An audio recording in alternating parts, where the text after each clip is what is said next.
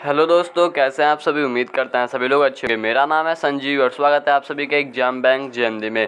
दोस्तों, इस वीडियो में लोग देखने वाला है सीएचएस स्कूल के लिए इंपॉर्टेंट क्वेश्चन क्लास 9 के लिए। तो वीडियो को पूरा अंत तक जरूर देखिएगा दोस्तों। अगर वीडियो आप सभी को अच्छा लगता है तो वीडियो को लाइक करके चैनल को जरूर सब्सक्राइब कर लीजिए, क्योंकि इस पर आप सभी को हमेशा वीडियो मिलता रहेगा और कई वीडियो अपलोड आप लोग चाहें तो उसको भी जाकर जरूर देख लीजिएगा। और इसमें जो भी क्वेश्चन है जिसका भी जवाब आप सभी को पता होगा आप लोग नीचे कमेंट कीजिएगा। तो चलिए वीडियो को शुरू करते हैं। तो फर्स्ट क्वेश्चन ये रहा आपके स्क्रीन पे, आप इसे सॉल्व करना शुरू कीजिए। अब इस क्वेश्चन को थोड़ा सा आप पहले ध्यान से समझो। यहाँ पे आपसे उपसर्ग पूछ रहा है, तो पहले आप उपसर्ग को समझो। उपसर्ग और एक होता है, एक और हमारा वर्ड होता है प्रत्यय। अब इन दोनों में पहले आप डिफरेंस समझ जाओ ताकि कंफ्यूज ना होना।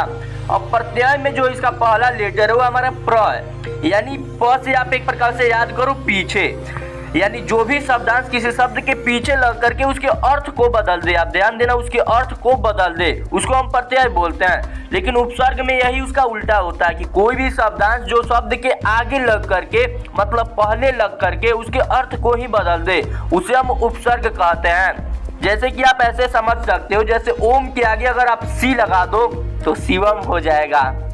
This is the joke. यहाँ पे वैसे ही हमारे पास उच्चारण शब्द है। अब यहाँ से आप समझो, अगर उच्चारण को आप तोड़ोगे तो ये दो पार्ट में टूटेगा। ये तो होगा हमारा उत और धनचारण। तो यहाँ से हमारा जो ऑप्शन होगा वो सेकंड वाला हमारा सही होगा। तो सेकंड क्वेश्चन ये रहा आपके स्क्रीन पे, आप इसे सॉल्व करना शुरू कीजिए।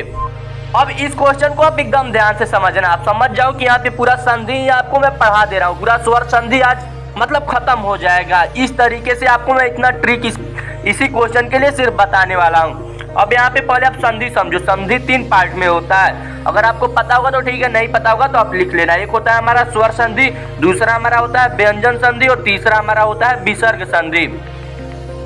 और उसमें भी जो सबसे इंपॉर्टेंट होता है वो होता है हमारा स्वर संधि। तो स्वर संधि के भी 5 भेद होते हैं। तो अब इन्हीं 5 को पहले आप समझ जाओ, क्योंकि आपके लेवल में ज्यादा से ज्यादा स्वर संधि से ही क्वेश्चन पूछे जाते हैं। स्वर संधि होता है, उसके 5 भेद होते हैं। तो 5 को याद करने का मैं आपको तरीका बता रहा हूँ, आप उसे एकदम ध्यान से देखना।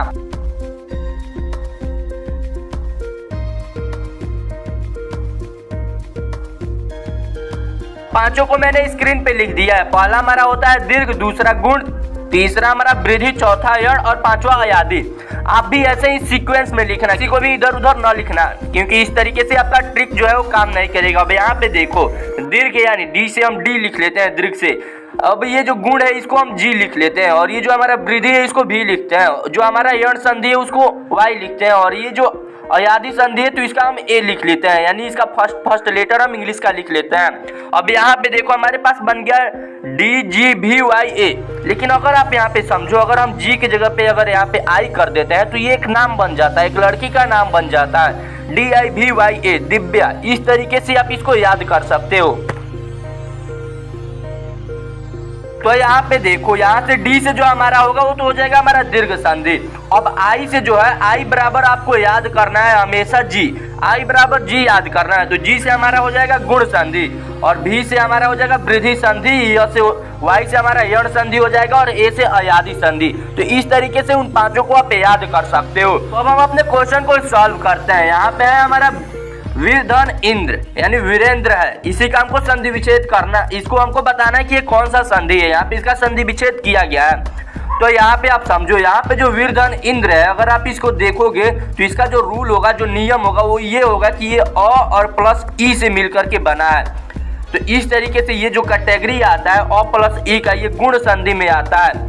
आप ध्यान देना, ये गुण संधि में आता है। अगर आपने संधि नहीं पढ़ा है तो यूट्यूब पे सर्च करके संधि फुल डिटेल एक्सप्लेनेशन ऐसे करके वीडियो आप देख लेना। ऑप्शन जो होगा हमारा 4 सही होगा, गुण संधि। क्वेश्चन ये रहा आपके स्क्रीन पे, आप इसे सॉल्व करना शुरू करो। अब इस क्वेश्चन में आपको कारक बताना है। वैसे कारक भी कॉम्पिटिटिव एग्जाम में खूब ज्यादा आता है, तो इसे भी आप छोड़ना नहीं, पढ़ लेना अच्छे से। अब यहाँ पे हमारे पास एक सेंटेंस दिया हुआ है, एक वाक्य दिया हुआ है, राजा ब्राह्मण को गाय देता है, ब्राह्मण को गाय देता है। यहीं पे वो पूछ रहा है कि को जो है वो किस प्रकार का कारक है। तो अगर आप आरएमडी डिपार्टमेंट से हैं, अब ये RMD जो होता है आप इसको समझ लो, रट्टा मार डिपार्टमेंट, इसको हम लोग नवोदय में बोलते हैं लोग। तो अगर आप रट्टू तोता है तो फिर आप इस क्वेश्चन को पक्का गलत कर दोगे, क्योंकि अभी तक आपने यही याद किया होगा कि कर्ता ने कर्म को करण से कारक से, इस तरीके से आप याद किया होगा, लेकिन ये सभी चीजें यहाँ पे नहीं है। यहाँ पे लॉजिक लगाना है आपको। यहाँ पे अगर आप देखो तो यहाँ पे को जो होता है कर्ता ने कर्म को, यहाँ पे जो कर्म कारक होता है वो होता है को का सिंबल जो होता है, तो इस तरीके से। लेकिन इस ऑप्शन में हमारा कर्म कारक दिया है तो आप कर्म लगा सकते हो, लेकिन कर्म जो हमारा है वो गलत है। हमारा जो सही ऑप्शन है वो हमारा संप्रदान है। अब आप पूछोगे क्यों? क्योंकि देखो अगर यहाँ पे सेंस निकाला जाए तो यही सेंस निकल रहा है कि राजा ब्राह्मण को गाय देता है, राजा ब्राह्मण को गाय देता है, यानी वो कुछ दे रहा है। और संप्रदान शब्द और संप्रदान कारक में यही हमें सिखाया जाता है। अगर संप्रदान कारक का आप डिफिनीशन पढ़ो तो उसमें यही बताया गया है कि संप्रदान में कोई चीज किसी को दिया जाता है। अब जैसे इसका एक और एग्जाम्पल आप समझो, मैंने मोहन को 5 रुपए दिए, मैंने मोहन को 5 रुपए दिए। अब मोहन को यहाँ पे आ रहा है को, लेकिन को भी यहाँ पे संप्रदान कारक ही होगा। जहाँ पे भी कोई चीज किसी को दिया जाता है वहाँ पे हमेशा हमारा संप्रदान कारक होता है। तो आप थोड़ा RMD डिपार्टमेंट से हट करके और थोड़ा सा मतलब रियल चीजों का नॉलेज लो, थोड़ा सा एक्सप्लेनेशन पे ध्यान दो और अच्छी अच्छी चीजों को समझो। तो नेक्स्ट क्वेश्चन ये रहा आपके स्क्रीन पे, आप इसे सॉल्व करना शुरू कीजिए। ये क्वेश्चन जो हमारा समास से है और आपको पता है कि समास भी एक कॉमन चैप्टर है कॉम्पिटिटिव एग्जाम के लिए। अब यहाँ पे हमसे पूछ रहा है कि पराधीन कौन सा समास है। अब वैसे अगर पराधीन को अगर आप समझने की कोशिश करो तो पराधीन मतलब होता है जो दूसरों के अधीन हो, जो दूसरों के अधीन हो, यानी एक प्रकार से आप गुलाम टाइप का बोल सकते हो। यहाँ पे जो दूसरे के अधीन हो, तो ये जो हमारा समास होता है ये हमारा तत्पुरुष समास होता है। तत्पुरुष समास का भी जो षष्ठी भाग होता है यानी जो छठा भाग होता है उसका वही होता है। तो अब हम बात करते हैं नेक्स्ट क्वेश्चन की, आप इसे सॉल्व करना शुरू कीजिए। अभी इस क्वेश्चन को ध्यान से समझना, ये क्वेश्चन अलंकार चैप्टर से लिया गया। अलंकार के भी 2 भेद होते हैं, एक अर्थालंकार एक शब्दालंकार। आप ध्यान देना, एक अर्थालंकार और एक शब्दालंकार, और सबके भी कुछ कुछ भेद होता है, तो ये सभी चीजें भी आप पढ़ लेना। वैसे हमारा जो यहाँ पे क्वेश्चन है इसको हम थोड़ा ध्यान से देखते हैं। रई मन पानी राखिए, बिन पानी सब सुन, पानी गए न उबरे, मानुष मोती चुन। अब यहाँ पे बोल रहा उक्त पंक्तियों में कौन सा अलंकार है। तो यहाँ पे आप देखोगे कि एक चीज कॉमन है यहाँ पे, पानी, पानी और पानी। और पानी का तीनों जगह पे अलग अलग अर्थ है। एक जगह यहाँ पे मनुष्य से रिलेट किया जा रहा है पानी को, दूसरे जगह मोती से और तीसरे जगह चुन से। तो यहाँ पे एक जगह पानी का अर्थ इज्जत है, एक जगह चमकना है इस तरीके से, और तीसरा एक प्रकार से तेज से लिया गया है। तो इस तरीके के अलंकार में जब एक ही शब्द उसका जो अर्थ हो अलग अलग आए, यहाँ पे जैसे पानी का अर्थ 3 आ रहा है, मतलब 3 बार आ रहा है, अलग अलग अर्थ आ रहा है, तो इस तरीके का जो हमारा अलंकार होता है वो हमेशा सलेश अलंकार होता है। आप इसका ध्यान देना, सलेश अलंकार होता है। तो अलंकार चैप्टर भी आप पढ़ लेना। तो नेक्स्ट क्वेश्चन को आप सॉल्व करो।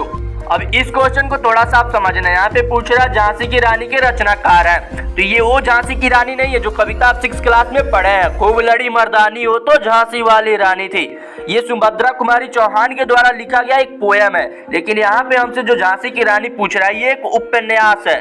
तो इसका हमसे पूछ रहा है कि इसके रचनाकार कौन है। तो मैं आपको बता दूं इसके जो रचनाकार है ये है हमारा वृंदावन लाल वर्मा। आप ध्यान देना, वृंदावन लाल वर्मा ये उस समय लिखे थे झांसी की रानी पे ये उपन्यास जब हमारा देश आजाद हो रहा था, यानी 1940 के दशक में ये लिखे थे। क्वेश्चन ये आपके स्क्रीन पे, आप इसे सॉल्व करना शुरू कीजिए। अब इस क्वेश्चन में हमसे संधि विच्छेद करने के लिए बोल रहा है। अब ये जो वर्ड दिया हमारे पास अन्वेषण, इसको हमको तोड़ना अन्वेषण को। तो अन्वेषण को जब आप तोड़ोगे तो ये हमारा होता है अनुधन्वेषण, अनुधन्वेषण, यानी ऑप्शन जो हमारा सेकंड होगा वो सही होगा। लेकिन अगर आपसे ये पूछ दिया जाए कि ये जो अन्वेषण है ये किस कैटेगरी का संधि विच्छेद है, यानी ये स्वर संधि में कौन सा संधि है, दीर्घ संधि है, गुण संधि है, आदि संधि है या यण संधि है, इस तरीके से पूछ दिया जाए तो अब आप क्या बताओगे। तो यहाँ पे आप समझो, यहाँ पे हमारा जो रूल बनेगा वो अनुधन्वेषण बन रहा है, यानी यहाँ पे हमारा उ मिल रहा है और प्लस यहाँ पे हमारा ए मिल रहा है। और जहाँ पे भी हमारा उ प्लस ए मिलता है तो वहाँ पे हमेशा हमारा एक ही संधि बनता है और वो संधि होता है हमारा यण संधि। आप इसका ध्यान देना, यण संधि हमारा होता है। तो इस तरीके से अनुधन्वेषण जो होगा वो हमारा ऑप्शन सेकंड सही होगा। तो नेक्स्ट क्वेश्चन ये रहा आपके स्क्रीन पे, आप इसे सॉल्व करना शुरू कीजिए। यहाँ पे अब आपसे परवाची शब्द पूछ रहा है, ये काफी इजी भी है। यहाँ पे पूछ रहा है आंकड़ा शब्द का परवाची है। तो ऐसे आपको पता होगा, आंकना मतलब किसी चीज को परखना, उसका निरीक्षण करना। तो ये हमारा परखना सही हो जाएगा। बाकी सभी ऑप्शन जो है वो आपको कंफ्यूज करने के लिए दिए गए हैं। वैसे आप समझदार हो, कंफ्यूज नहीं हुए होगे। क्वेश्चन ये रहा आपके स्क्रीन पे, आप इसे सॉल्व करना शुरू कीजिए। इस क्वेश्चन में आपको शुद्ध वाक्य का चयन करना है। अब यहाँ पे 4 ऑप्शन दिए हैं, इनमें से बताना कि कौन सा शुद्ध है। चलिए हम सबको पढ़ करके चेक करते हैं। वह 10 कक्षा में पढ़ता है। अगर ये थोड़ा सा गलत लग रहा है, वह 10 कक्षा में पढ़ता है मतलब कोई सेंस नहीं है। वह 10वीं कक्षा में पढ़ता है, ये हमारा मतलब सही है वैसे भी। लेकिन यहाँ पे आप और 2 ऑप्शंस को देखेंगे, वह 10वीं कक्षा में पढ़ता है, यहाँ पे 10वीं लिख दिया है। अगर 10वीं लिखा रहता तो ये भी सही होता। और यहाँ पे फिर से लिख रहा है वह 10वीं कक्षा में पढ़ता है, 10वीं नहीं होता है, 10वीं होता है। तो इसलिए ये भी हमारा गलत है। ऑप्शन सेकेंड हमारा सही है। ये भी काफी इजी क्वेश्चन था। तो उम्मीद है कि ये वीडियो आपको अच्छी लगी होगी। तो नीचे कमेंट करना कि आपको अगला वीडियो किस टॉपिक पे चाहिए, और इस वीडियो को अपने दोस्तों के साथ शेयर करो। तो फिर मिलते हैं अगले वीडियो में, तब तक के लिए जय हिंद, वंदे मातरम।